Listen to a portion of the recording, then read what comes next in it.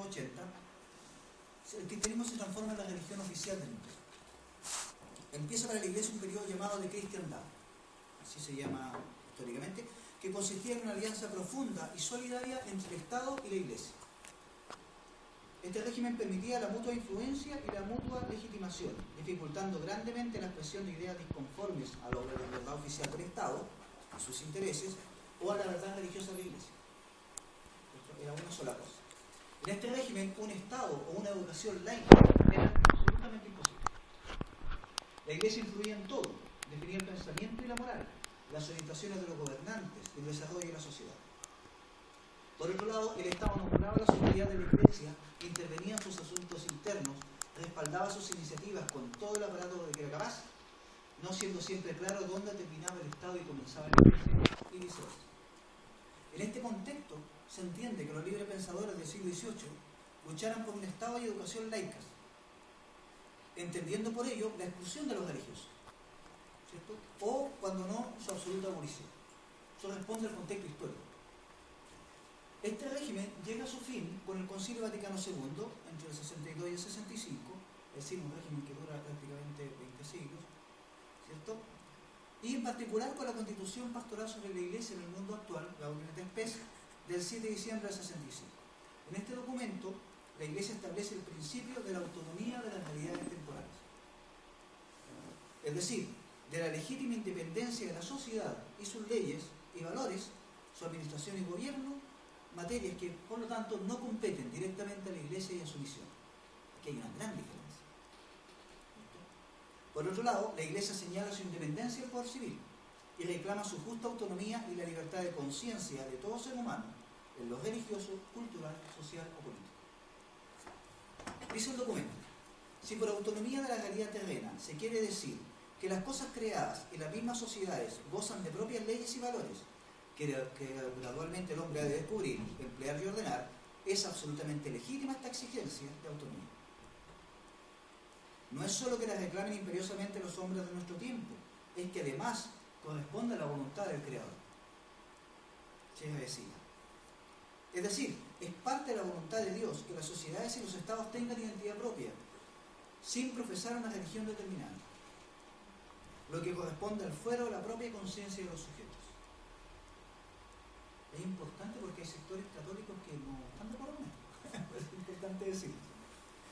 Continúa la Gaudium et Spes. Pero si con la expresión de autonomía de lo temporal se quiere decir que la realidad creada no depende de Dios y que los hombres pueden usarla sin referencia al Creador, no hay creyente alguno a quien se le escape la falsedad envuelta en tales palabras.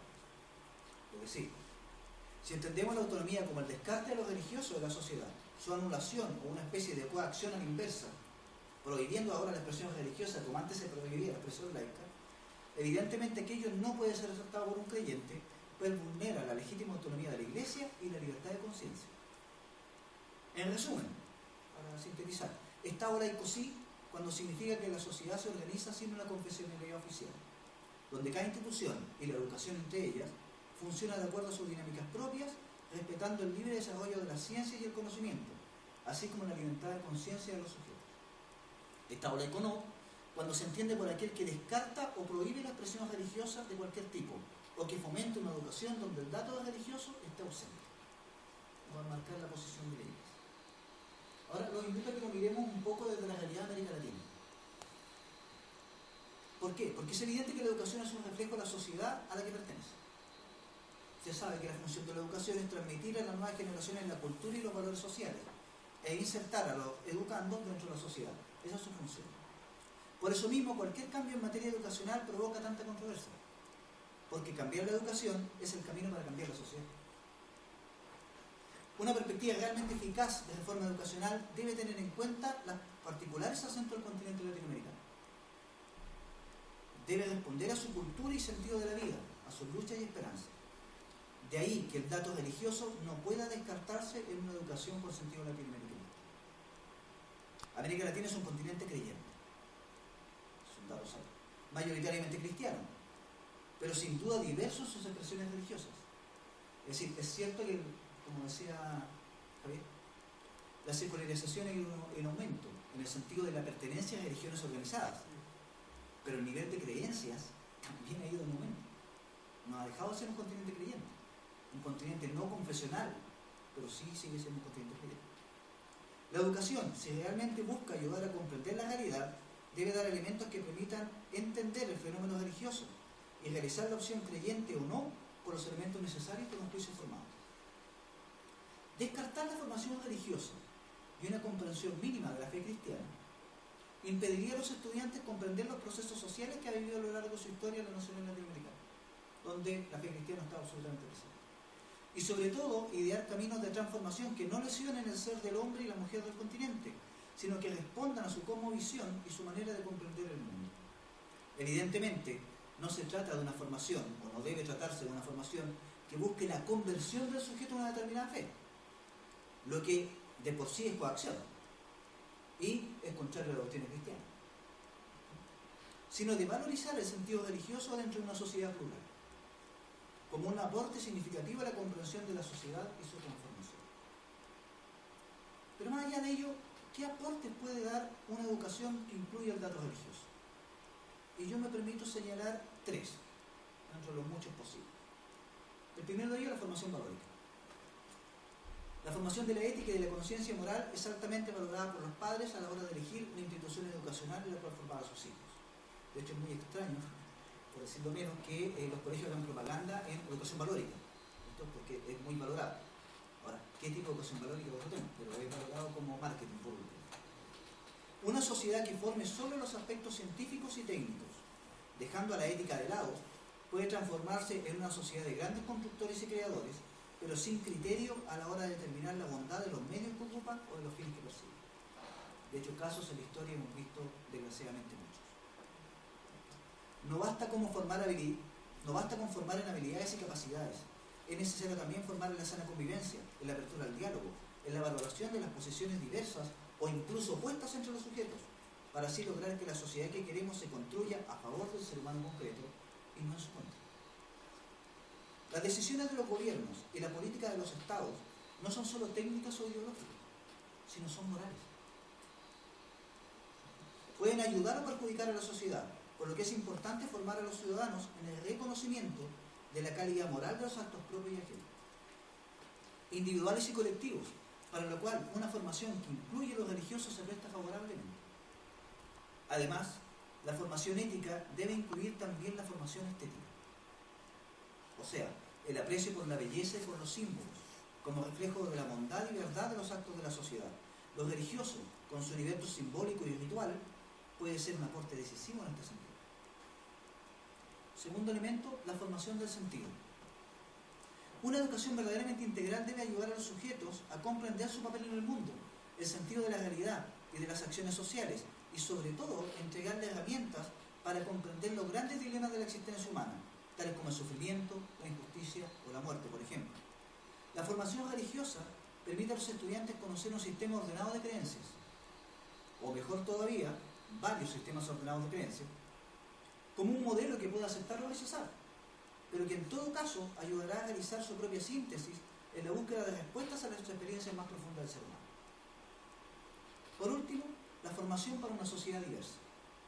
Hoy en día se valora enormemente la diversidad social.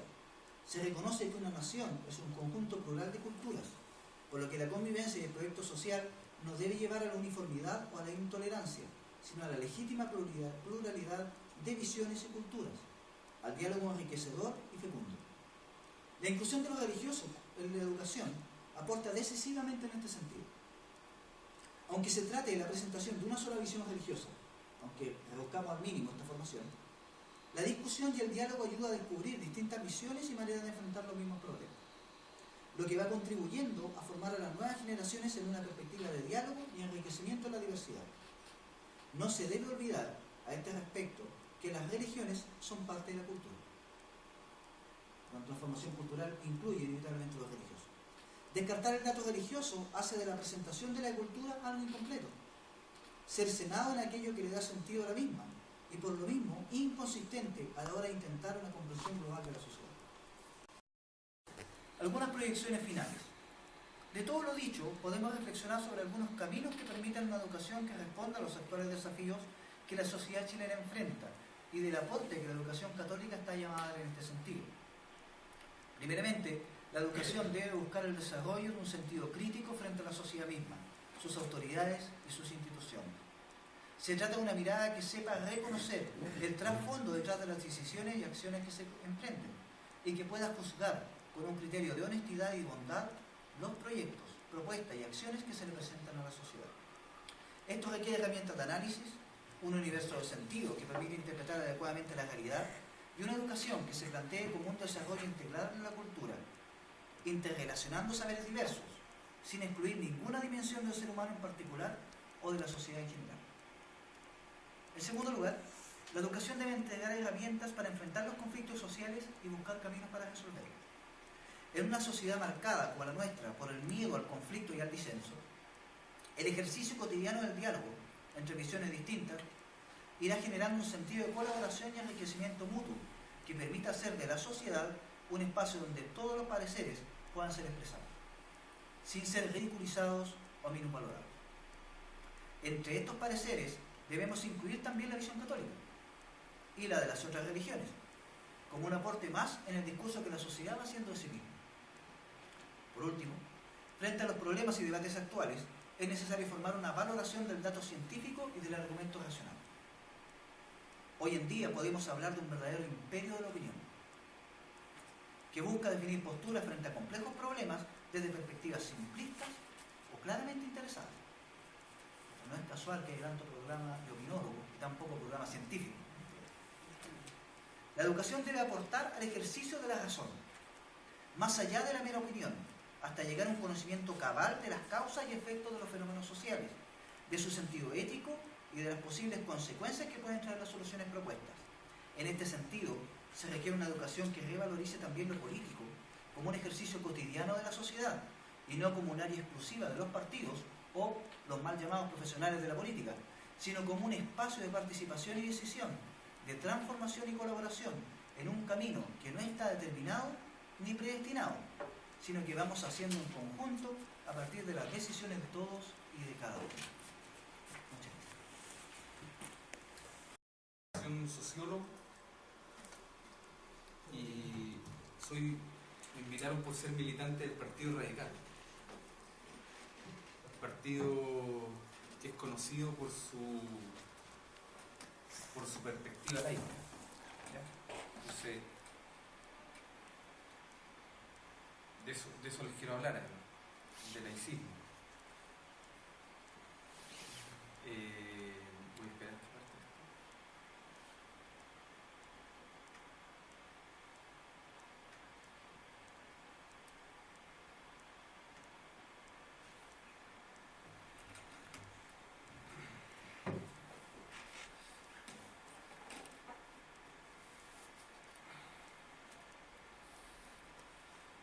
Bueno, lo primero que quiero comentarles, para partir, es que siento que debiésemos hacer mención, para adentrarnos en el tema de la educación y el laicismo, a un concepto que yo creo fundamental para poder contextualizar este tema, y es la visión de desarrollo. La visión de desarrollo que tenemos como sociedad, o la visión de desarrollo a la que apuntamos como sociedad. Y esto está, a mi parecer, estrechamente relacionado con lo que podría plantearles como el rol del Estado. O sea, por un lado, a través de una determinada visión de desarrollo, vamos construyendo una visión en torno al rol que debe asumir el Estado en este camino hacia el desarrollo, y viceversa, en la medida en que vamos fortaleciendo un Estado, también vamos construyendo una determinada visión o paradigma de desarrollo. Podría pensar, por ende, que es una especie de relación dialéctica, ¿no? Tenemos una construcción constante y de esto van saliendo determinados productos. Esta visión de desarrollo y este concepto que tenemos como en cuanto al rol del Estado va a determinar fundamentalmente qué características asumen las políticas públicas en nuestro país. Es decir, por un lado tenemos un Estado, un rol del Estado, tenemos una perspectiva de desarrollo, y eso va a confluir en algo que es muy práctico, que son las políticas públicas. Entendiendo políticas públicas como toda acción que emprende el Estado orientada a conseguir el bien común. Ahora, bueno, ahí podemos... Aquí empieza el problema, por decirlo de alguna manera, ¿no? ¿Qué es lo que es bien común? Lo que yo entiendo por bien común no necesariamente puede ser entendido por otra persona como bien común. Lo que yo entiendo como normalidad no necesariamente tiene que ser asumido por el otro como normalidad. El otro día estaba con un colega, yo trabajo en la intendencia, soy asesor del intendente, y él me decía, eres de Coronel, y él me decía, ven, me mostraba el computador y me decía, mira esto. Yo lo miré y me dijo, cacha el tamaño de los erizos. Y yo lo miré y dije, bueno, no me impresionaron en realidad, pero no porque yo conociera muchos erizos, ¿no? Sino porque no conocía los erizos. Entonces, a lo que voy con esto es que él encontraba que eran tremendos erizos y para mí eran normales. ¿Por qué? Porque yo nunca había estado frente a un erizo, no era que había visto mucho. Entonces, a lo que quiero ir con esto es que efectivamente lo que uno entiende por una cosa no necesariamente la tiene que entender el otro. Y eso yo creo que es fundamental en este tipo de debate y es fundamental cuando hablamos de laicismo, en la concepción de bien común. Como ideología, nosotros exponemos 3 principios básicos y cada uno lo plantea como quiere. Algunos dicen fraternidad, libertad, igualdad, otros dicen libertad, igualdad y fraternidad, y lo que yo digo es igualdad, libertad y fraternidad. Esos son los principios básicos, en este caso, del Partido Radical. ¿Ya? Desde ese punto, bueno, igualdad podemos entonces pensar en un plano político, libertad podemos pensar en un plano más bien económico, y fraternidad podemos pensar en un plano más bien religioso, un plano o bien desde la espiritualidad. ¿Ya? En este sentido, y poniendo la igualdad ante la libertad y la fraternidad, estamos poniendo el plano de lo político sobre o en un estadio más importante, por decirlo de alguna manera, que el sentido económico, o el sentido de la libertad, o el sentido espiritual o religioso, el sentido de la fraternidad. Entonces, se me ocurrió haciendo este tema y plantearles que ni la libertad, ni el mercado, ni la religión, ni sus dioses están por encima de la razón del Estado. Eso es para nosotros también como partido, como ideología, es uno de los principios fundamentales. ¿Ya? En este sentido, no cualquier Estado, sino lo que nosotros proponemos, lo que nosotros defendemos, es un Estado de derecho. Diferente al Estado donde prima lo económico, por ejemplo, un Estado neoliberal. Diferente donde prima lo religioso. Nosotros creemos que lo que prima, o lo que debe primar, y lo que debe garantizar la igualdad de derechos universales en una sociedad es el Estado. Y no la religión, como les digo, y no el mercado. Entonces, rompemos en primer término con... O nos distanciamos o no congeniamos, por decirlo de alguna manera, con un modelo de Estado neoliberal, abiertamente, y entendemos el Estado como un ente regulatorio, un ente normativo, que tiene por objetivo proteger los derechos universales, los derechos ciudadanos. Ese es el principal objetivo, por decirlo, sí, es el principal objetivo del Estado. Entonces, en este contexto yo les quiero plantear una definición, haciendo esta pequeña introducción, de qué es finalmente el laicismo, que tiene que ver con lo planteado recién. Entonces, digo que la laicidad del Estado y de sus instituciones es ante todo un principio de concordia de todos los seres humanos, fundado sobre todo en lo que nos une y no en lo que nos diferencia o en lo que nos separa, ¿cierto? no es lo que nos diferencia, es lo que nos separa, es lo que nos divide. Este principio se realiza a través de los dispositivos jurídicos de separación del Estado y las instituciones religiosas, agnósticas, ateas, y la neutralidad del Estado con respecto a diferentes opciones de las conciencias particulares. Es decir, en primer término, nosotros, ¿cierto?, proponemos la separación de los poderes, y eso también incluye la separación del Estado de la religión. Bueno, la laicidad viene del concepto laos, que significa unidad indivisible. Y esto principalmente hace referencia última a todas las decisiones que se tomaban para el bien común. ¿Ya? En concordancia con esto, entonces, entendemos al laicismo como el establecimiento de condiciones jurídicas, de condiciones políticas, de condiciones sociales, que son idóneas para el pleno desarrollo de la libertad de conciencias, ¿ya? Teniendo como base los derechos humanos. Entonces, ahí hay una pequeña diferencia, una pequeña gran diferencia con lo que plantea José. Al pensar y al hablar de valores, como si los valores fueran propios del cristianismo. Decimos valores cristianos, pero resulta que los valores no tienen dueño. Los valores son universales y los valores parten de un concepto básico de nuestro contrato social, que son los derechos humanos, con o sin religión. Nuestro contrato social se basa en un intangible que se llama derechos humanos.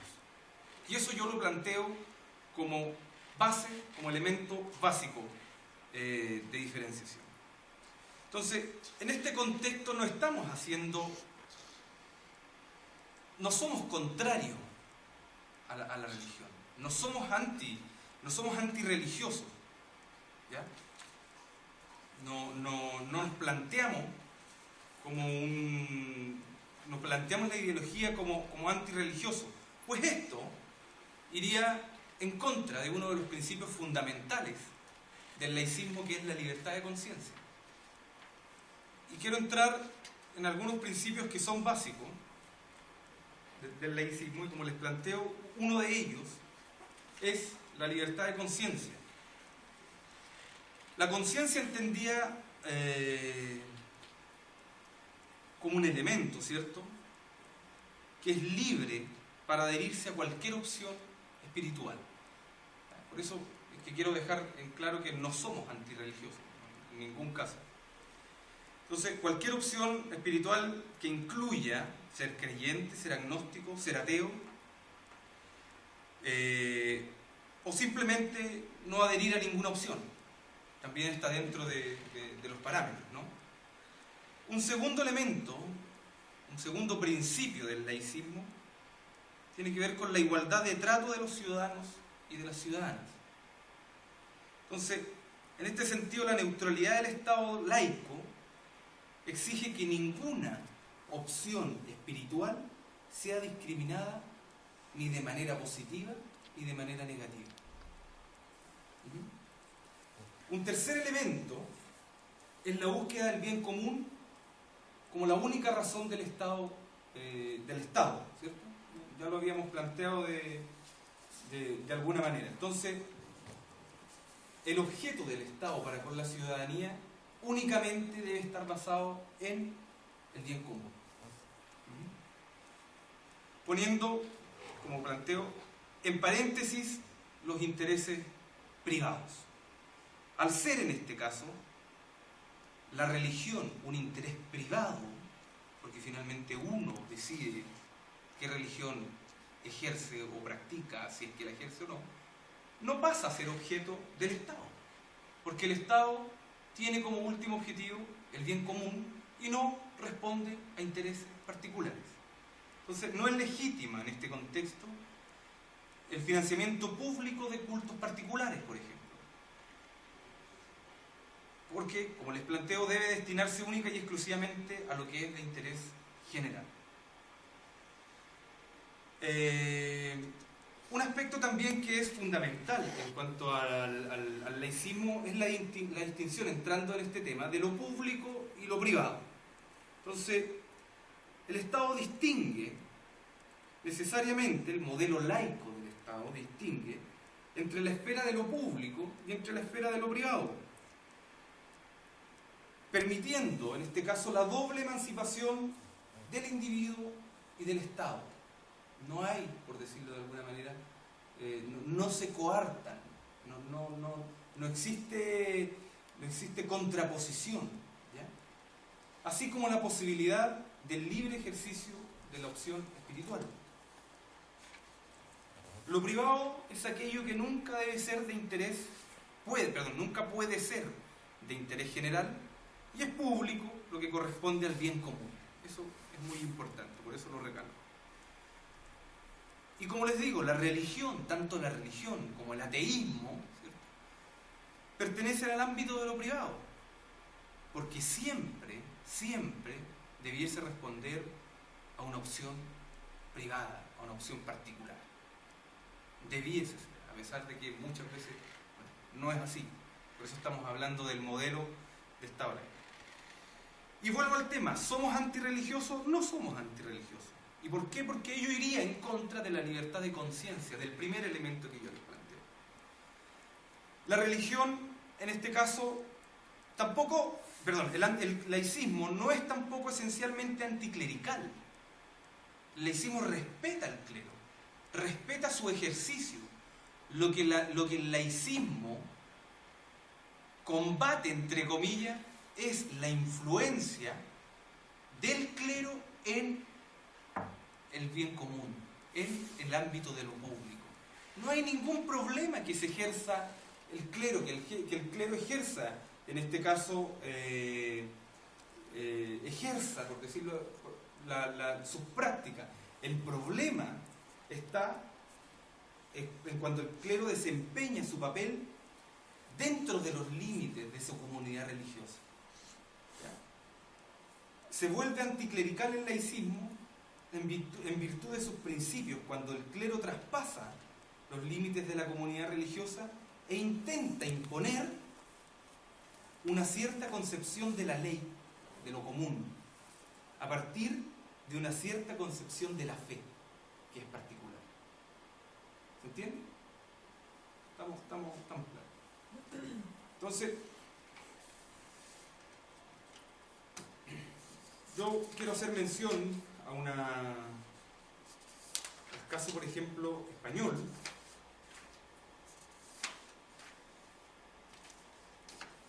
Bueno, en España, la primera constitución de 1812, con todo lo progresista que pudo llegar a ser la institucionalidad de ciertas libertades, siguió la senda de la confesionalidad católica oficial y excluyente de otras religiones. Este es el espíritu un poco y el conflicto que se genera al poner la religión, digamos, por decirlo de alguna manera, la carreta delante de los bueyes, ¿cierto?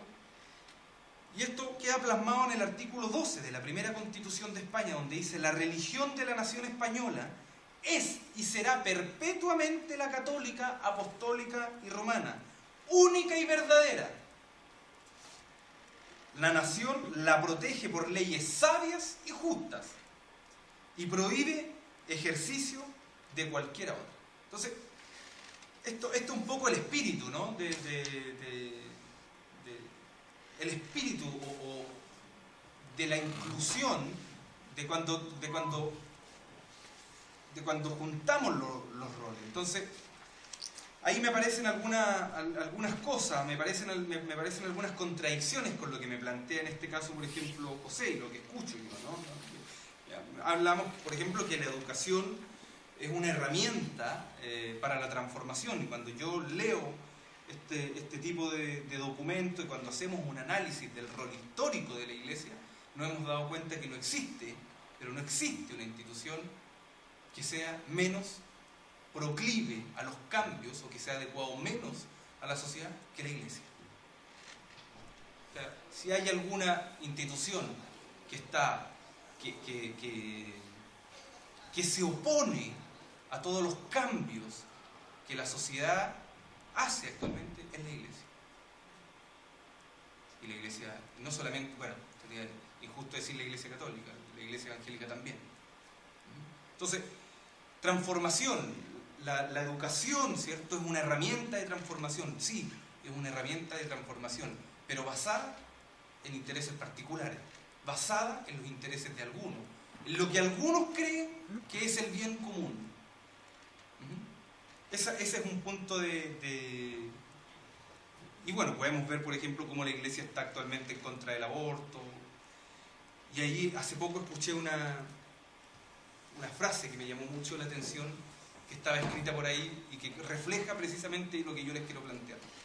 La Iglesia está en contra del aborto, salvo que el feto venga homosexual.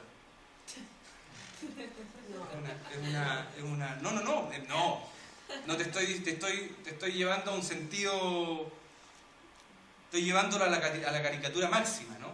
Pero es como para entender un poco y graficar un poco la lógica. Entonces, aquí lo que yo planteo es que a la Iglesia, lo que es de la Iglesia, al mercado, lo que es del mercado, y al Estado, lo que es del Estado. Y el Estado se basa en el ejercicio y en la protección del bien común. Entonces, en este contexto, ¿no? Nosotros como partido, ¿cierto?, planteamos que la educación debe ser, la última convención del Partido Radical, la educación debe ser estatal, debe ser pública, debe ser gratuita en un 100%. ¿Hay algún punto de discordancia con lo impulsado actualmente por el gobierno? Es que nosotros creemos que no debiese existir la educación privada. Creemos en una educación pública, absolutamente, gratuita y laica en el contexto que les acabo de plantear. Y esto, como les digo, no quiere decir que estemos en contra de que se ejerza la religión, pero en los espacios en que corresponde. El Estado no puede financiar intereses particulares. El Estado tiene que ser neutro. Si yo decido ser católico, enviaré a mi hijo a los sacramentos que la Iglesia tiene. Si yo quiero ser agnóstico, lo enviaré a la sociedad, ateos, lo enviaré a la sociedad que se instruya con los jóvenes acá presentes, los ateos, ¿cierto? Pero tiene que ver con esa concepción final, esa concepción neutral del Estado. Lo que, insisto, no quiere decir que vayamos en contra de la religión, no quiero que sea parte del mito, ¿no? Dice inter y pluricultural. José habla, claro, de la cultura, como si la cultura fuera una. En realidad hablamos de muchas culturas, ¿no? En la sociedad chilena no tenemos una cultura, tenemos muchas culturas. La cultura no es única, que incluye a las personas que tienen necesidades especiales, que no distinga entre clases sociales, credos u orientaciones sexuales. Como partido no creemos creemos en la libertad de enseñanza como un derecho. No creen en la libertad de enseñanza como un derecho que permita abrir. No creemos en la libertad de enseñanza, la libertad de enseñanza de la derecha, ¿cierto?, que nos dice que tenemos la libertad de elegir, ¿cierto? Con la oferta, a mayor oferta tenemos mayor libertad. Nosotros creemos que esa libertad no está basada en el derecho a propiedad, sino que está basada en el derecho a acceder a la educación, de elegir, ¿cierto? La educación en este sentido no es única, no es solamente, podríamos decirlo, hablar de escolaridad. La escolaridad es la educación por la que debe el Estado, ¿cierto?, velar. Pero hay otra otro tipo de escolaridad, que es la que entrega, por ejemplo, la iglesia, que es la que entregan otros, hay otro tipo de educación, que es la que entregan otros agentes de socialización. La escuela es uno más, la familia, hablamos de otro, el grupo de amigos, los grupos, las organizaciones, qué sé yo. Entonces, como les digo, no creemos en la libertad de enseñanza como un derecho que permite abrir o cerrar libremente establecimientos educacionales para lograr beneficios económicos. Esto también es un punto de separación fundamental con la derecha en este país y también con la iglesia, porque la iglesia en este caso se financia a través de sus establecimientos educacionales. Entonces, ahí también hay que hacer un punto de inflexión, por decirlo de alguna manera, y eso también, y por eso la iglesia actualmente está en contra de la estatización de la educación, porque es un mecanismo importante de financiamiento, entonces peligroso también. Consideramos el derecho a la educación y el derecho a la participación debe primar por sobre el derecho a la propiedad. Creemos en un Estado docente que buscará la implementación de un sistema de educación estatal, como dijimos, gratuito y público, que sea administrado por el Ministerio de Educación. Creemos en la educación como un derecho humano que debe ser garantizado por la Constitución y no un bien económico susceptible de suplementar con becas o créditos. Creemos en una educación de calidad, y que una educación de calidad es una educación integral y pertinente, concepto de pertinencia, ojo, y eso tiene que ver con que no somos una cultura, somos muchas culturas, y hay variables geográficas, políticas, etc. Aplicable a la construcción y la transformación de la sociedad. No permitimos por ningún motivo el lucro en la educación, y sí permitimos, y sí abogamos porque los profesores, los padres y los alumnos puedan y deban intervenir democrática y participativamente en el control y en la gestión de los centros sostenidos por la administración con fondos públicos. Ojo con eso. Entonces, ese es un poco la contextualización y esa es la bajada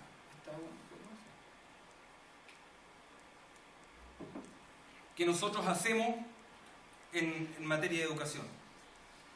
Actualmente el gobierno impulsa una reforma educacional, tenemos algunas diferencias en lo sustancial, sí adscribimos.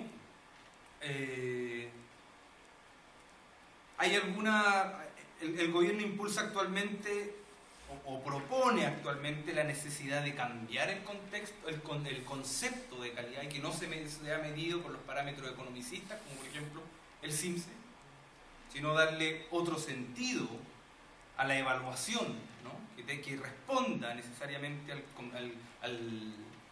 al concepto, a la idea de pertinencia, al concepto de integralidad, y no porque el niño sepa sumar mejor, va a ser un niño que va a tener, o que esté mejor evaluado. A eso quiero ir con el concepto de integralidad. Eso efectivamente lo apoyamos. Apoyamos la idea de que todos los establecimientos, y no solamente 20 o 30 a nivel nacional, sean de excelencia. Tenemos que apuntar a conseguir la excelencia en educación de manera transversal, y esto conseguirlo principalmente con apoyo, con acompañamiento, con mayor fiscalización y por sobre todo realzar la labor docente. Creemos que eso es fundamental. Mejorar los mecanismos de acreditación. Hay algunos datos que son fundamentales. Bueno, es importante reducir la segregación y contar con un país más integrado social y culturalmente. Según datos de la UNICEF, existen 300.000 niñas y jóvenes que se encuentran, niñas y niñas que se encuentran fuera del sistema escolar actualmente. En educación superior existe una deserción de aproximadamente 40%, en algunas carreras llega la deserción hasta el 40%. Con esto quiere decir que no lo estamos haciendo bien en la educación. ¿Ya? Necesitamos construir un sistema que sea necesariamente inclusivo, eliminar la selección y el ingreso en las escuelas, garantizar la gratuidad universal y, por supuesto, poner fin al lucro. Aquí, en este sentido, se propone que el fin al lucro no necesariamente implica terminar con el sector particular subvencionado. En lo personal, y esto aquí es un concepto mío en realidad también, creo que ahí en realidad no estoy de acuerdo con ese tema y vuelvo a los mismos conceptos que dan sustento al laicismo, que es por un lado la libertad de conciencia, la igualdad de trato y por otro lado el bien común. En este contexto tenemos dos opciones. Uno, que el Estado, a través del concepto de libertad de conciencia e igualdad de trato, garantice que todas las religiones y todos los sectores estén representados con la figura de sostenedor, por ejemplo, que el móvil, ¿cierto? Que la agrupación de homosexuales de este país, también, por ejemplo, como la Iglesia Católica, pueda también ser sostenedores de colegio y tener su propio proyecto educativo basado en su ideología, por ejemplo. Esa sería una opción, ¿no? Y la otra sería definitivamente contar con un Estado neutro y dejar las manifestaciones como religiosas, orientaciones sexuales, ¿cierto?, que se manifiesten en el ámbito de lo privado. En lo personal yo estoy de acuerdo con lo segundo. Creo que el Estado no puede invertir sus fondos en intereses particulares, por ende creo que debiésemos apuntar hacia un Estado más neutral, hacia una educación en este sentido más neutral, y que todas las manifestaciones o los complementos educativos sean el ámbito de lo particular, que operen en la iglesia o que operen, perdón, en los templos, porque además la iglesia en este caso ha desarrollado sus sacramentos, ha desarrollado distintas instancias para poder contribuir con la educación de las personas que se sienten, ¿cierto?, o que ejercen la religión. Y creo que eso debiese seguir siendo así, pero el Estado, lo que es del Estado, es la Iglesia, lo que es de la Iglesia. Eso, estimado.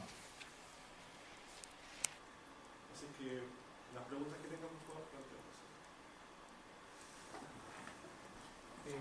Carlos, tú habías dicho en composición, como que de repente me es difícil hacer tan privadas las cosas espirituales y tan públicas las cosas estatales, porque la religión tiene como, bueno, las creencias son cuestiones súper, plantean un modelo de sociedad, siempre.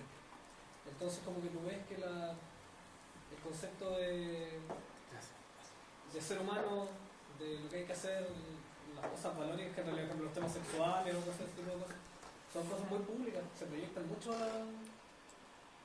en lo que es la vida civil. Y es como difícil separar, dejar en lo práctico, o sea, como en lo ideal, en la teoría. O sea, de hecho eso no es así. Claro, entonces por ejemplo, no sé, los predicadores o el lobby que ejerce la iglesia, es difícil traducir en la práctica, así como la misma, por ejemplo, lo que decía José, yo lo entiendo en términos de que no sé, cuando uno está en el colegio público, no es de que vayan y te hablen de Jesús y su vida, sino que te expliquen en términos como historia de varias religiones, más que te adoctrinen religiosamente. Me parece que eso es lo que más va apuntado, como que te las expliquen, te las pasen. Pero es difícil como separarlo, lo encuentro yo, porque es como algo tan propio de Latinoamérica y todo, que en la práctica llevarlo a que solamente el que quiere pensar en que el hijo sepa algo del cristianismo, que como que lo pase al que lo lleve a la iglesia, ¿no? Y que en el colegio no le pasen nada, es como algo es bien difícil. Claro, o bien tendríamos que apuntar, por ejemplo, al Estado garantista, que no solamente pase religión católica o evangélica, sino también pase ateísmo, pase agnosticismo, pase budismo y todas las religiones que podamos encontrar. Yo creo que esa también podría ser una salida, ¿no? Ahora, efectivamente, yo creo que es muy complejo. La influencia de la estructura son muy fuertes. Hay además las organizaciones religiosas también tienen su brazo armado, por decirlo de alguna manera, que es la política, ¿no? Y las manifestaciones religiosas están necesariamente vinculadas con la política. Entonces, efectivamente, es complejo, es muy complejo llevar a la práctica esta separación. O sea, hemos estado un montón de años trabajando en eso y aún la influencia, y sobre todo en América Latina, de las organizaciones religiosas son muy fuertes. Sobre todo también, por ejemplo, el Estado.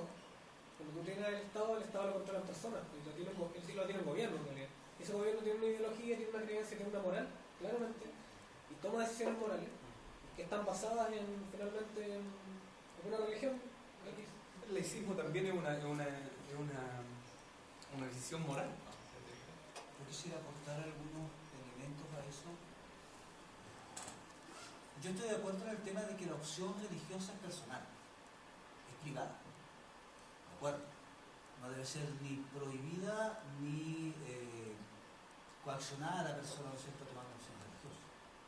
Pero cualquier estudioso de las religiones o de la historia entiende que las religiones son un fenómeno cultural y es un fenómeno social. No existen religiones de una persona. Por naturaleza, la religión es parte de una cultura, parte de una sociedad. Y determina también una cantidad y un esquema de creencias y un conjunto valórico que marca si quiere o no la sociedad. A mí me preocupa el planteamiento de un Estado neutral, porque creo que hay un conflicto ahí en el planteamiento entre el reconocimiento de una sociedad plural y un Estado que es neutro y no distingue. Además, podemos incluso llegar a cierto grado de ingenuidad, pensar que el Estado puede ser neutral, a partir de lo que dices tú, cuando está constituido por personas que tienen conjuntos valóricos, que tienen un conjunto ético, venga de la raíz cultural que venga, es por lo menos ingenuo. O sea, el Estado debe tener instituciones, aparatos, protocolos, sistemas que permitan que las opciones personales de aquellos que gobiernan el Estado no coarten las otras expresiones pluriculturales. Acá hay un error metodológico, diría yo, no puedo pasar sin decirlo. Carlos empezaba haciendo una distinción, ¿cierto?, entre igualdad, libertad, fraternidad, igualdad lo político, libertad lo económico, fraternidad lo espiritual. Que es un tanto simple. Es un tanto simple. Yo creo que la libertad no se puede reducir a lo económico. De hecho, ese fue el error del sistema neoliberal. Suponer que las libertades individuales y económicas constituyen la libertad del ser humano es el grave problema que nos lleva a este sistema que tenemos. Donde, como Carlos decía, ¿no es cierto? Claro, usted, si tiene la economía, puede decir el colegio que quiera. Entonces le garantizamos su libertad económica. Y si no tengo los medios económicos, mi libertad queda reducida a lo que puedo pagar. La libertad es eminentemente un concepto político. La igualdad implica necesariamente relaciones sociales igualitarias, donde la diversidad social se valore, se fomente y se trate en igualdad de condiciones. Y la fraternidad implica la convivencia social y también implica elementos económicos. O sea, simplificar el esquema a ese nivel provoca deformaciones a la hora de analizar la sociedad y a la hora de asumir políticas de Estado. Es un tema sumamente delicado.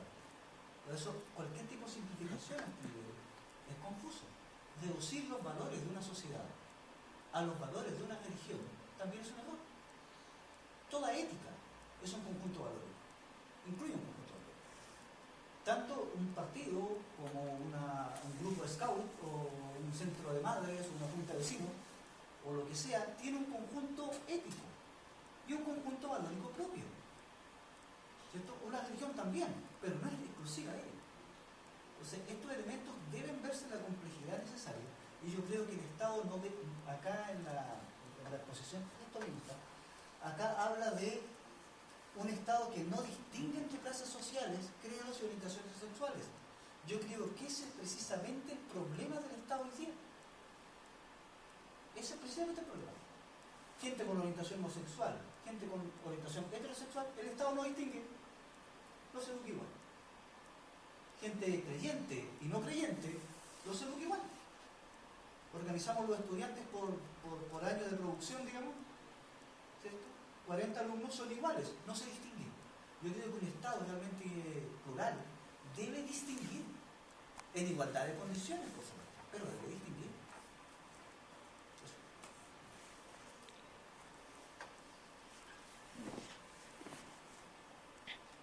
¿Le puedo plantear un tema?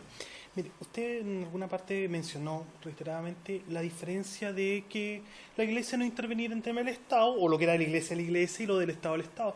Pero, reflexionando un poco sobre ese punto, me cuesta imaginar, por ejemplo, en el caso de nosotros, una época dolorosa para nuestra historia, ¿no es cierto?, del 73 al 90, por ejemplo, la Vicaría de la Solidaridad, que es de carácter de una institución católica.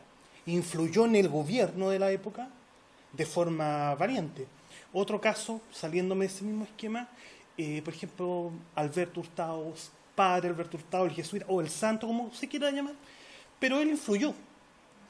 Y me da la impresión que esa separación de que la Iglesia no puede influir, o se le deba limitar esa influencia, cuesta comprenderla en esos dos ejemplos que pongo, porque justamente la influencia que tuvieron es lo que lo ha hecho resaltar. Y hoy día yo creo que cualquier persona sensata puede reconocer que el caso de la Vicaría de la Solidaridad aportó en una época difícil, y el caso de Alberto Hurtado, bueno, el Hogar de Cristo todos lo conocemos de algún modo, pues casi por cultura general, y yo me cuesta un poco ver esa separación tan radical, porque no veo dónde, claro, porque no veo dónde está. Claro, o sea, no sé si para terminar solamente la idea, pero no veo que el Estado, no veo que el Estado reemplace al Hogar de Cristo con una institución de esa envergadura o de esa importancia en la sociedad actual, sobre todo con los que tienen menos, digamos. Y creo que la sociedad en su conjunto podría valorar más padres hurtados, si se me permite la idea, que más razón o más ciencia incluso. Entonces, no sé si me puede reordenar ese planteamiento de separar o de quitar la influencia de la Iglesia, considerando a lo mejor estas dos situaciones particulares que puse. Claro. Parto de la base. Si tú me pones dos ejemplos, yo creo que son valorables, pero creo que entran solo en la anécdota de la historia de la Iglesia Católica, por ejemplo. Yo te podría poner un montón de contraejemplos como las indulgencias, las cruzadas, el imperio nazi, la otra derecha que estuvo acá, la otra iglesia, que no era la del Silva Enrique, sino era la del Errázuriz, que muy por el contrario de ayudar a lo, ¿cierto? Entonces, a lo que voy con este tema, a lo que voy con esta especie de caricatura, ¿cierto? La que te planteo, o Franco, también. A lo que voy con esto es que finalmente los intereses, y no solamente de la Iglesia, quizás estamos enfocando el tema muy particularmente en la Iglesia, los intereses particulares, insisto, si bien van a estar involucrados en la construcción de una sociedad, en la construcción de la política pública, deben por sobre todo propender a que el Estado finalmente actúe como un ente, y como tú lo decías, ¿cierto?, como un ente neutral. Y ahí yo valoro tremendamente la neutralidad del Estado, y ahí tenemos un punto de desencuentro probablemente con José, porque no creo que la estructura, creo que la estructura del Estado debe ser neutral. Sin embargo, estoy de acuerdo en que existan, y estamos de acuerdo, ¿cierto?, en que exista otra institucionalidad que puede ser paralela y que puede representar los intereses particulares finalmente. En ese sentido no hay mayor problema, no se contraponen. A lo que yo apunto finalmente es que el Estado, los dineros, para llevarlo ya a una cuestión muy práctica, los dineros o que se pagan, ¿cierto?, que los fondos que se reúnen con plata de todos los chilenos, tienen que propender a un estado de neutralidad y no a un estado, como te digo, parcial. Ese es el contexto, finalmente. Entonces no es eso. Hay dos elementos que quisiera contribuir a tu pregunta. La influencia se gana. Es obvio. O sea, si la iglesia tiene influencia en un estado laico, Con espada o sin espada, ¿no? Se gana igual. yo creo Con que la cruz y la espada se ganó aquí en América Latina. mantengamos el nivel del debate, por favor. No, porque las caricaturizaciones son peligrosas. De hecho, los grupos que se sienten marginados o oprimidos hoy día por esta sociedad, llámese la diversidad sexual, llámese el movimiento indigenista, son fruto de una caricaturización. Cuidado, la caricaturización nunca se inocente. Cuidado con eso. Hoy día, en un estado laico, la iglesia ha ganado influencia. Bueno, en realidad, hoy día la ha perdido. A épocas la ganó. La influencia se gana. Y la iglesia, y lamentablemente seguimos reduciendo a la iglesia, pero como es una organización social, descartemos el tema de la creencia. Yo insisto, desde el comienzo he descartado eso porque eso sí que es particular. Voy al fenómeno. El fenómeno es que existe una orgánica religiosa que se llama Iglesia Católica como otras orgánicas. Bien, esa orgánica ha ganado peso o pierde peso de acuerdo a la influencia social que tiene. Y punto. No hay una institucionalidad estatal que le permita a la iglesia ser un vehículo obligado de comunicación. No hay. No hay, por ejemplo, como en otros países, embajadores o parlamentarios que representen al grupo religioso, salvo aquellos que ganan por los votos. No existe la obligación de que tenga que haber un delegado. El tema del financiamiento, en Chile no hay financiamiento directo a ninguna organización religiosa. En Europa, sí. En los países europeos, de hecho, está prohibido que las organizaciones pidan plata, cualquier tipo de organización religiosa, porque el Estado, con los impuestos, la financia. Y poniéndonos a ese nivel, reciben más plata los partidos políticos que las iglesias. Se financian las campañas, se devuelve la plata invertida en publicidad en las campañas. Entonces, si nos ponemos en esa posición, yo podría decir, siguiendo con el mismo juego, que el Estado tenga que financiar la campaña de un candidato es también que los dineros de todos van a los intereses de un particular. Y si entramos en ese juego no terminamos nunca. A eso. Si bien la Iglesia ha tenido como organización distintas posiciones en distintos momentos, también uno puede hacer la contrapartida. Carlos mencionaba el caso Franco. No sé si ustedes lo saben, pero la canción de Violeta Parra, que era el Santo Padre, que vive en Roma, que le está matando a su padre, habla de Pablo VI cuando intervino 3 veces para salvar la vida de un opositor a Franco y Franco terminó ejecutando. Entonces, la simplificación en problemas complejos es grave. Y lo que peca en este país, en realidad, es que la opinión se impone sobre el dato científico. Ese es el problema. La opinión se impone sobre la razón. Y es lo que acabamos de ver. Ahí podemos llegar a un punto un poco más delicado, porque, por ejemplo, José, bueno, voy a hablar del tema de la caricatura. La cruz y la espada no fue ninguna caricatura, fue parte de la historia, de una historia bien dramática de este país que todavía incluso yo creo que tiene secuelas en nuestra sociedad, sobre todo por los pueblos indígenas, que para ellos no es ninguna caricatura. Discúlpame, nómbrame un agente de la iglesia que haya oprimido a los pueblos mapuches. No, pero, a ver, ¿cómo llega, No, pero en concreto. pero cómo llega, cómo llega, vamos a ir a la historia de Chile, ¿no? ¿Cuál era el fundamento principal de la colonización española en América Latina? Entonces, hay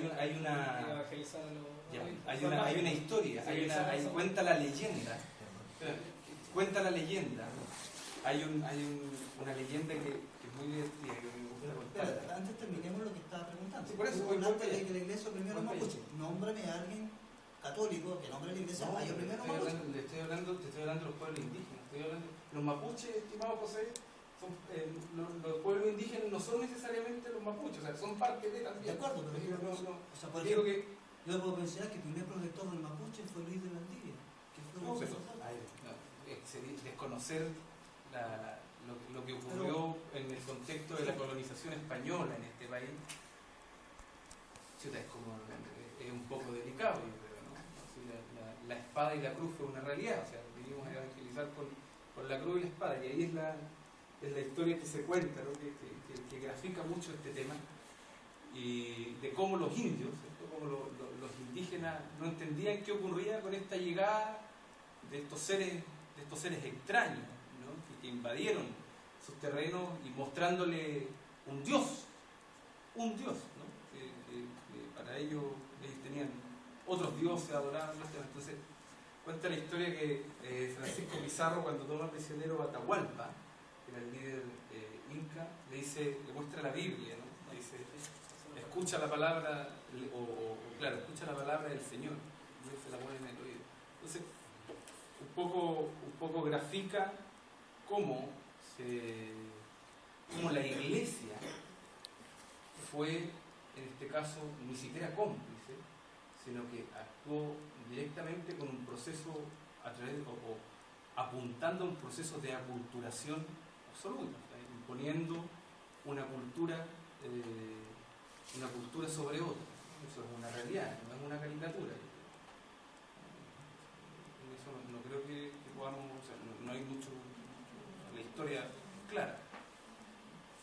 El otro tema, no recuerdo cuál era. Bueno, partamos por eso, entonces, mientras algo.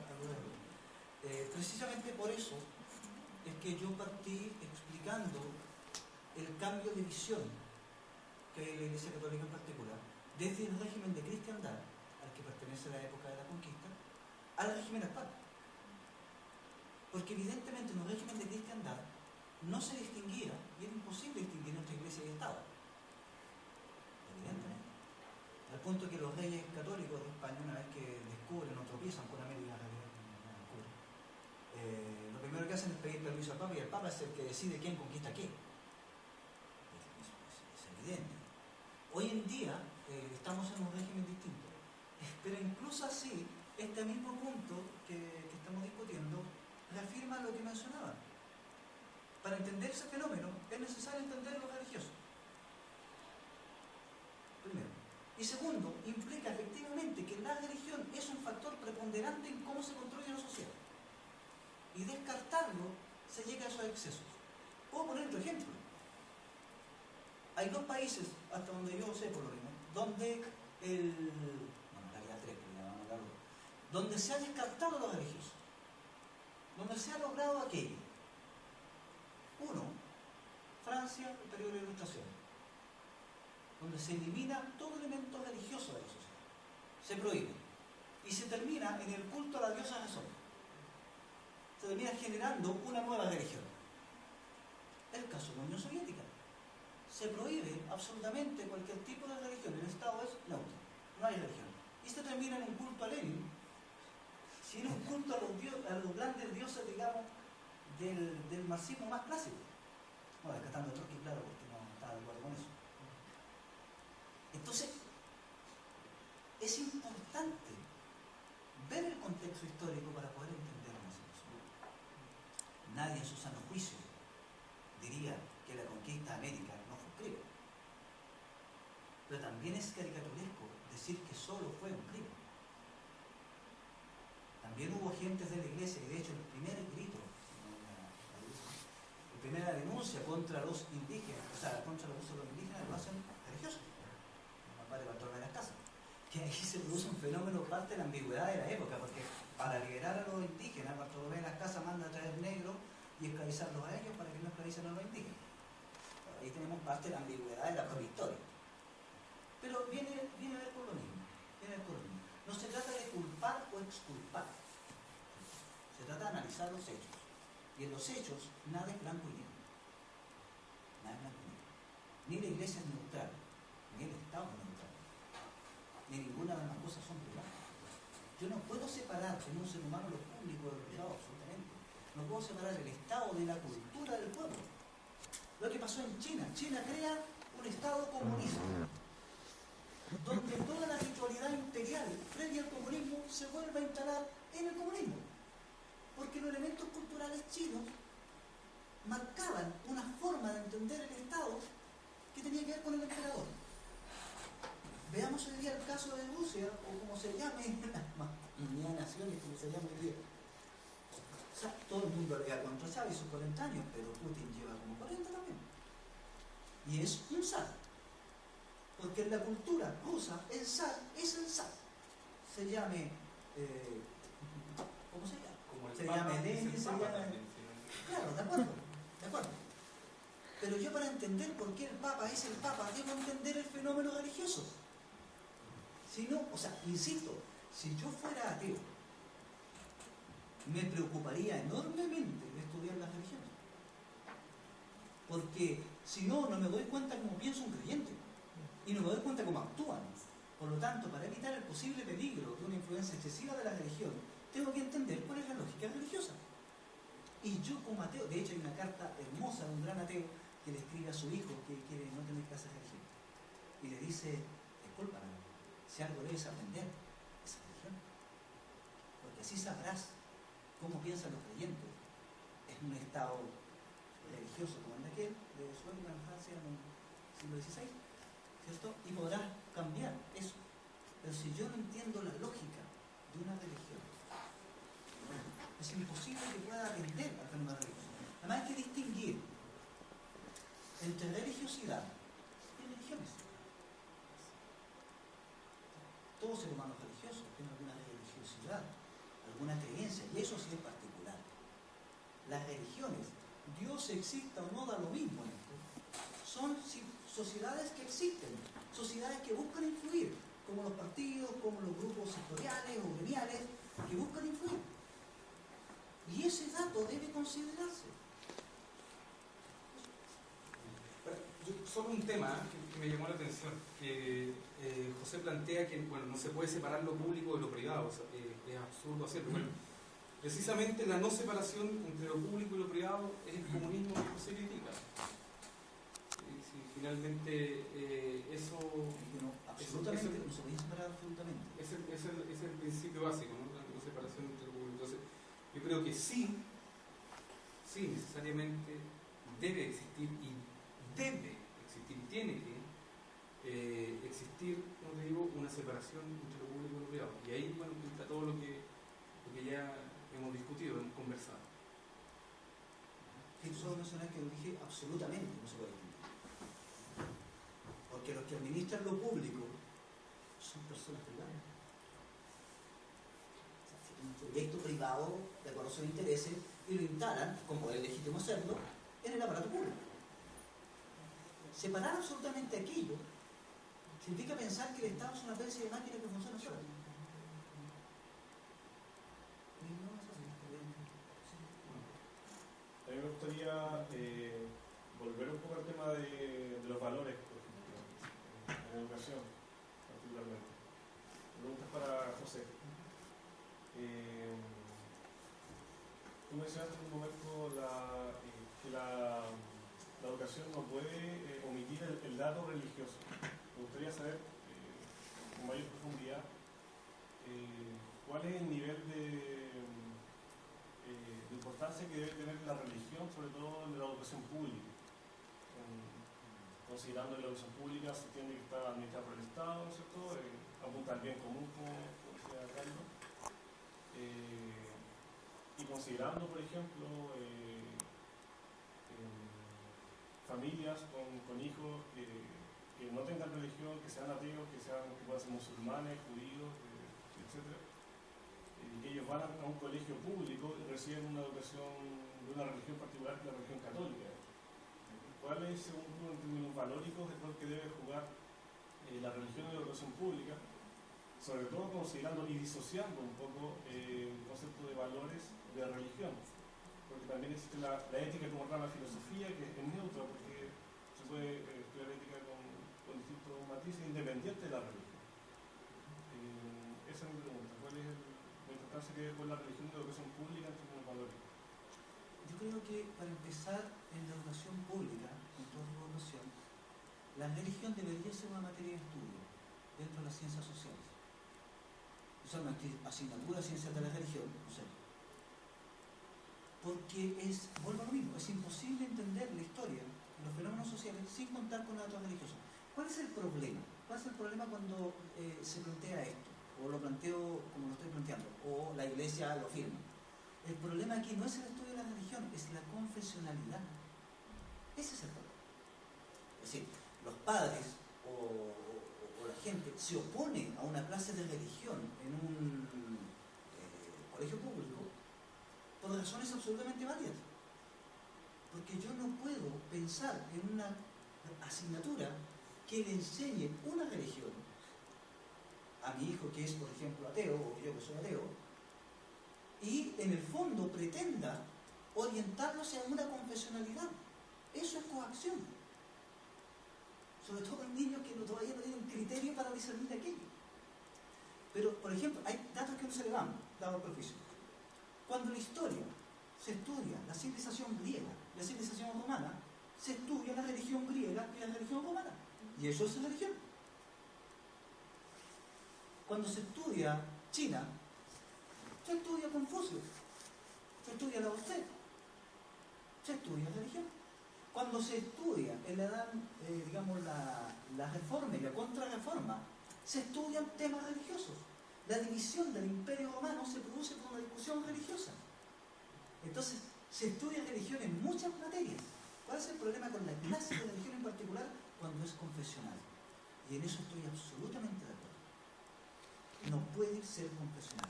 Y sumando al otro punto que tú decías, además de incluir la clase de religión como ciencia de la religión, porque por ejemplo yo he estudiado budismo, judaísmo, islam, sin ser islámico ni budista, junto con incluir la clase de ciencias de la religión dentro de las ciencias sociales que se estudian en el colegio municipal o público, incluiría la clase de filosofía. O sea, clase de filosofía debería haber por lo menos en toda la media. Por lo menos en toda la media. Lo que pasa es que tenemos una reducción de las ciencias sociales. Acuérdate que querían achicar esta historia. Y eso obviamente responde a intereses particulares, siendo una política de Estado. Hay que ampliar el nivel de las ciencias sociales en la educación pública. Ampliarlo. Ampliarlo lo más posible. Lo más posible. Eso es como lo que podría aportar. Yo estoy de acuerdo con ese tema. Tenemos Creo que un poco más tenemos, de tiempo. Porque nos van a quedar creo que tenemos un punto de confluencia en el sentido de la confesionalidad. Así como no debiese existir la religión confesional, por decirlo de alguna manera, como asignatura, tampoco debiesen existir los colegios, por lo mismo. Los colegios confesionales, los colegios católicos. Que ese ya es otro tema. Porque tú mismo mencionaste, y a mí me parece legítimo, que los grupos particulares en una sociedad tengan la posibilidad de plantear su proyecto educativo. Entonces, claro, si yo soy católico y quiero que mi hijo haga una educación católica, tengo que tener la posibilidad, de que no sea solo particular, de ir a un colegio donde el currículum está marcado por la fe católica. Así como si yo soy ecologista, me encantaría que hubiese un colegio que educara en un currículum ecologista. Y también puede ser particular subvencionado. ¿Por qué no? Para la percepción de la libertad de enseñanza. Nadie, yo creo que nadie. Sí, a ver. No logro entonces entenderte en el sentido de que por un lado no debe existir una asignatura de religión que sea confesional, pero yo me imagino que en el colegio católico la asignatura de religión va a ser confesional, ¿no? Entonces estamos hablando de una estructura incluso mayor, ¿no? Y en el minuto en que yo planteo... La pregunta le era por colegio público, Claro, municipal. sí. Y en ese contexto no debe ser confesional. En el contexto que yo también planteo sobre esta posición del Estado, si un Estado garantista, ¿no? Si efectivamente yo voy a tener si puedo tener que el Estado asegure en este caso la libertad libertad de conciencia, asegurando la oferta, ¿no?, de una determinada religión en términos de educación, debería también abrirse a la posibilidad de tener otro tipo de manifestaciones que no necesariamente responden al claro, por eso te digo, podría ser, si a uno se le ocurre, no sé, pues, por ejemplo, un colegio homosexual podría estar dentro, sin ningún problema, dentro de ese contexto abierto, digamos, porque la educación, uno como proyecto educativo podría necesariamente, exactamente, claro, ese es un tema. Y la otra es la que yo digo que tiene que ser neutral, ¿no? Yo voy por la neutralidad en ese sentido, no en el sentido neutral de que no exista una visión valórica, por decirlo de alguna manera, en la enseñanza, ¿no? La enseñanza también, y los valores, en este sentido, yo creo que están dados por los derechos humanos, ¿no? O los derechos de segunda generación, que se llaman derechos económicos, sociales, culturales, ¿no? Eso es lo que más o menos quería dejar un poco en claro. El problema de la neutralidad es que termina siendo una educación unificadora. Ese es el problema de la neutralidad. Termina siendo. No, estamos hablando. No, yo siento que ahí hay un error de visión. La neutralidad, estamos hablando del tema, en este caso, valórico. La neutralidad en el sentido de basar la formación, ¿cierto?, valórica en los derechos humanos. Ahí no somos neutrales, ¿no? Ahí tenemos lo que quiero decir es que no debe ser la educación propiedad de una determinada, en este caso, manifestación valórica particular, sino que responda a la universalidad de los derechos. Y los derechos humanos no son neutrales, o sea, los derechos humanos son neutrales en ese sentido. Claro, probablemente podría ser universal. Probablemente podría ser el concepto de universalidad universalidad a todos. Claro. La neutralidad se pone en una asepsia. En una asepsia, imposible. probablemente. Claro, podemos cambiar de repente universal, yo creo que el está cual. concepto, ¿no? de universalidad, quizás. Sí, puede ser, ¿no? Puede ser un poco más pertinente, probablemente. Pero eso es lo que responde el concepto de neutralidad, ¿no? También. ¿Le puedo plantear? ¿Estamos de hora? No, mire, muy preciso, voy a tratar de ser lo más preciso posible con respecto al tema de la educación. Por ejemplo, en su percepción, ¿no es cierto?, debiera enseñarse en un colegio católico por igual, por ejemplo, la teoría evolucionista y la teoría creacionista en el currículum, con de acuerdo a un criterio, digamos, porque me imagino que neutralidad lo va a incluir, o sea, en un estado, pero un colegio católico, confesional, en el sistema que usted más o menos nos ha propuesto, digamos que podría existir ese colegio católico, ¿no es cierto?, se debiera pasar por igual la teoría creacionista y evolucionista, entendiendo que las dos tienen el mismo valor científico, evidentemente. Sí y no. Sí, en el sentido de que no se oponen. Y no porque el creacionismo no es una teoría científica. Es una postura religiosa. O sea, el relato del Génesis, que de eso estamos hablando, no pretende explicar cómo se hizo el mundo, sino por qué y para qué. Es decir, pretende dar sentido a la realidad. Yo trabajo en un colegio católico y los profesores de ciencia explican la teoría de la evolución sin ningún problema. Y yo explico el relato del Génesis aclarando que no tiene nada que ver con cómo se hizo el mundo. El problema, por ejemplo, de la postura creacionista como teoría científica es una postura protestante. De hecho, ya el mismo catecismo de la Iglesia Católica, si ustedes lo leen, afirma que no hay ninguna oposición en que el ser humano haya surgido de otra especie natural. De hecho, Juan Pablo II me parece que fue el que desarrolló el tema porque era una verdad científica, así que creo que ese asunto... De hecho, a propósito de eso, el mismo Galileo, tan usado, ¿no?, como el signo de la persecución religiosa, es que de hecho lo fue, era muy creyente y su defensa frente a la Inquisición fue hermosa, me sirvió mucho, pero fue hermosa. Dijo, la Biblia no nos enseña cómo es el cielo, sino cómo llegar a él. Es decir, entendió que son distintos. O sea, el relato de la creación es una cosmogonía, es parte de un discurso religioso que pretende dar sentido. La teoría de la evolución es la explicación hasta ahora más aceptable a cómo surge la vida y el ser humano. e intentar aparejarlas es el grave error.